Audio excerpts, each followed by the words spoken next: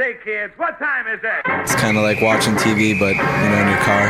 104.7 The Cave, Mike the Intern, Jay Stevens in the studio, Dark Side of the Stream, episode 132. This week, for full disclosure, actually, I kind of wanted to tell this story because it's hilarious. Last week, we talked about, it was called Lessons in Murder. It's a documentary on Netflix, I believe. Yeah, Hulu, about a nurse or killing people. Yeah. We get through the episode, and I got to give it to Jay because this was brilliant. We get done, and he looks at me and goes, bro, I just realized we watched completely different stories. I had no idea what you were talking about. So, props to Jay. No, but check this out. Dude, it was a I had documentary no idea. about a nurse that kills people. That's the same documentary I watched. It was just two different nurses killing people. We did a whole episode of this thing talking about a nurse that killed someone. I thought Jay had watched it. Because I did. We were talking about the same nurse, which I thought was, I gotta give it That's to Jay. the crazier part. The fact that he was able to keep it going, fake it till you make it. Jay made it, baby. Story of my life. Also, towards the end of the episode, we decided to talk about the next documentary, and he called this place Star Studios.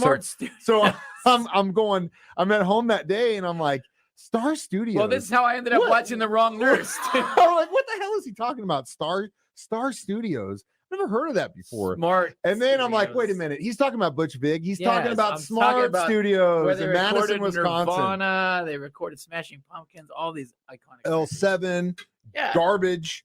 Yeah. The documentary is called The Smart Studios. So if you were trying to find it all week and you were like, what the hell are these guys talking about? Sorry. They found it. The Smart Studios. I got to turn. There's a weird light. It looks like an apparition is by my head. I'm trying to.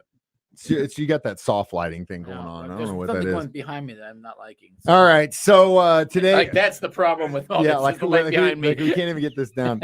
So while Jay figures out what angle looks the best on his camera, we have ample studio space. We're going to talk about the Smart Studios in Madison, Wisconsin, which is a free documentary you can watch on YouTube. Yeah, I stumbled across it, and it was an amazing story. I didn't know, and it's the ultimate do-it-yourself story. And it's a really cool story about how these two guys got together and started this little studio in Madison, Wisconsin that would become famous. You can still see it. It has been through different hands. It's currently owned and called, I think Clutch Sound is what it's called now, but it's still there in Madison if you ever go. Madison's a great town. Little beat up brick building. Yeah.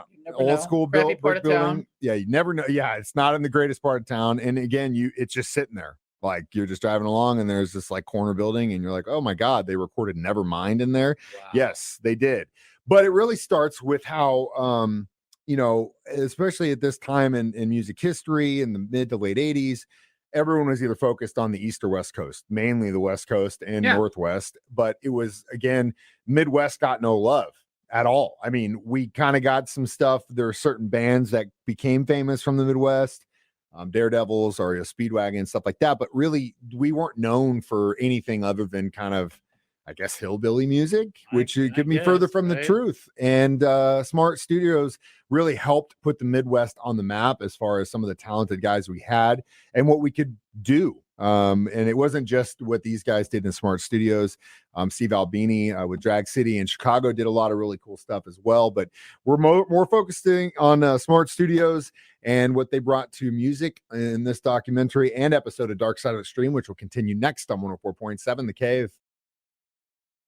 104.7 The Cave is Springfield's pure classic rock. I'm Mike the Intern. This is Jay Stevens. It's Dark Side of the Stream, episode 132, the Smart Studio story that you can watch on YouTube. Jay, free on YouTube. Yeah, free on YouTube. Documentaries to find. Now, it was interesting to me that Jay Stevens, of all people, would come to me and say, hey, man, you're going to watch a documentary about a bunch of grunge bands that got famous because of the studio. Yeah, guys that built their own studio, didn't know how to record. They just figured it out. This was the end of your era. Oh, I know. It's very ironic that I embraced it, but I like a good story, and I especially like a good do-it-yourself success story. These guys had no clue what they were doing. No. Buying cheap used mics for $10 or whatever they could find and just slapping it together and ended up literally recording one of the biggest albums of all time, in that studio. And who would have thought? Now, again, this was about a partnership between two guys, Butch Vig and Steve Marker, who were musicians in their own right. And I guess they started hanging out at a couple local bars and would get super drunk and go back to Steve's house, who I guess at the time had like a multi-track Yeah, or a little reel-to-reel, recorder and they just started playing.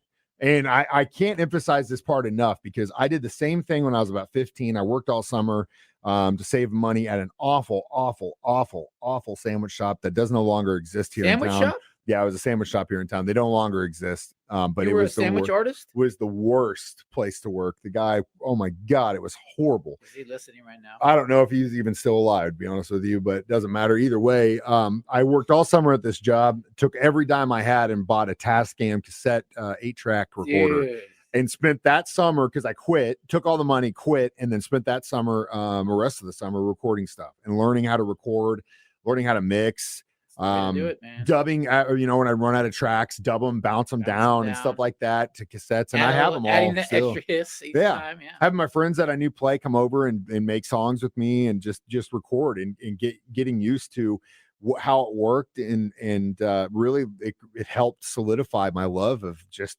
like the recording arts in addition to being a musician, because it's a whole different thing. And really why I wanted to be a producer was when I started doing that stuff, because I could see the potential of doing something like that. But that's kind of how they started their story with Smart Studios, and then eventually helping kind of shape the Midwest grunge sound with help from some guys from the Northwest, which we'll get to and talk about next. Dark Side of the Stream continues next on 104.7 The Cave. Mike the Intern, Jay Stevens back in the studio. It's episode 132, the Smart Studios story. And again, this talks about Butch Vig and Steve Marker and their studio located in Madison, Wisconsin, which would produce bands such as Killdozer, Smashing Pumpkins, L7, Tad, and Nirvana. Now, first, before we go any further, I have an admission, and that is I do not own one piece of music from the Smashing Pumpkins. And that is because I've always kind of not been the biggest fan of Billy Corgan. He's a polarizing figure, is what they say, right? Yeah, but I you know what? After watching this documentary and then also watching an interview he did with Howard Stern years ago, I'm starting to come over to his side a little bit. I think he was always just a little pissed off that Kurt got all the credit, you know what I mean, for the sound and what was happening. And I don't understand why that is. But at the same time, like that kind of rubbed me the wrong way, especially he's when got a really good interview with Joe Rogan as well. Yeah. Oh yeah. But after watching this documentary, I'm starting to kind of warm up to him a little bit. And the other thing that I saw was you hear about how you know the story about his dad, Billy Corgan's dad. Not sure about so I guess his dad was not the greatest guy, in and out of jail, drugs, all this stuff. And even when Billy was getting big, would steal money from Billy. Well, that stuff happened. Which is just, come on, that's your kid, bro. Like what the hell? It's one thing to be a stupid dad, not raise your kid, but then after the fact, come back and steal money from your kid. It's like, geez Louise, man. Yeah, man. So the story goes that I guess they were trying to kind of repair the relationship. Didn't talk a whole lot, but then all of a sudden he just didn't hear from him. And then one day he finds out that his dad and I guess the girl he was seeing in Florida had won the lottery and a sizable amount of money. Oh. And so Billy called him and said, "Hey, what's this I'm hearing about you winning the lottery?" And he texted him or messaged him, and then he calls him back and he kind of confronts him on it. And the reason his dad didn't tell him was because he was afraid that Billy would ask him to pay back the thousands of dollars that he stole from him. Dude. I couldn't believe it. And I was like, okay, I'm going to give this dude the benefit of the doubt. I have to. I'm not going to buy a Pumpkins record just yet, but I'm not going to just spew hate about him anymore either. Well, maybe there's hope for Motley Crue yet. I don't know. I think that ship sailed. But in Billy's sake, I thought his contributions to this documentary were incredible. Yeah, and it wasn't just him. I mean, there's a lot of guys involved in this. Of course, Butch Vig would go on to create a band called Garbage with Steve Marker, and they would use Smart Studios in Madison to record those albums, which are huge. So yeah, it's got so much history.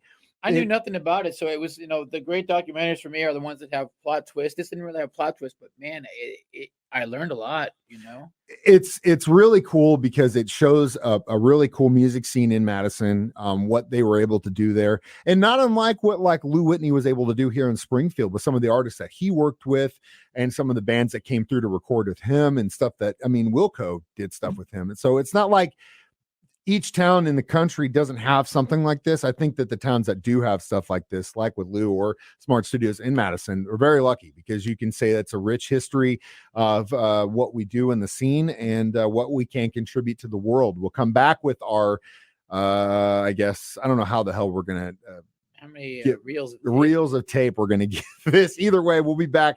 Dark Side of the Stream next on 104.7 The K. Mike the Intern, Jay Stevens back in the studio one more time. Dark Side of the Stream, episode 132, the Smart Studio story. Free on YouTube. Watch it. It was great. I would give it a solid 4 reels. 4 reels of rating. tape too. Yeah, it was great. I learned something. Yeah. A real good, feel good, do it yourself success story. And it just goes to show you kids that if, especially now in the world we live in, if there's a will, there's a way. You can figure it out.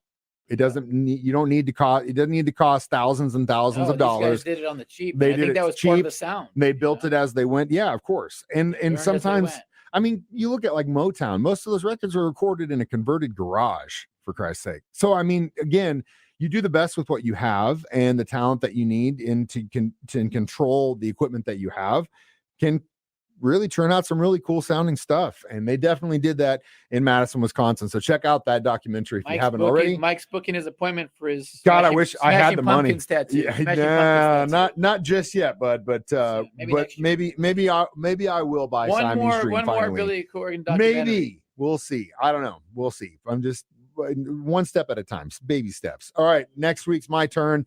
This is a Netflix series on Netflix.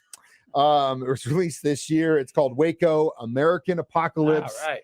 Can't wait to go down that nice story about a cult path one more time. Cult documentaries are always good. Hell yeah. Well, it should be a quick one. Watch it. In the meantime, you can watch us every Thursday, 9 a.m. and 6 p.m. on Facebook or YouTube, or listen to it live on 104.7 The Cave during my show. Stream us on the or podcast. Jay's, or if you miss it, you can always listen. Yeah. You got 132 episodes of podcast. Don't say we never gave you anything. And I'll tell you right now, I probably remember 5% of what we've done. So you might learn something. I have a hard time remembering 10 minutes. Yeah. And we're both in the same boat, brother. I'm Mike the Intern. This is Jay Stevens reminding you we watch movies. Documentaries. So you don't have to. It's Dark Side of the Stream on 104.7 The Cave.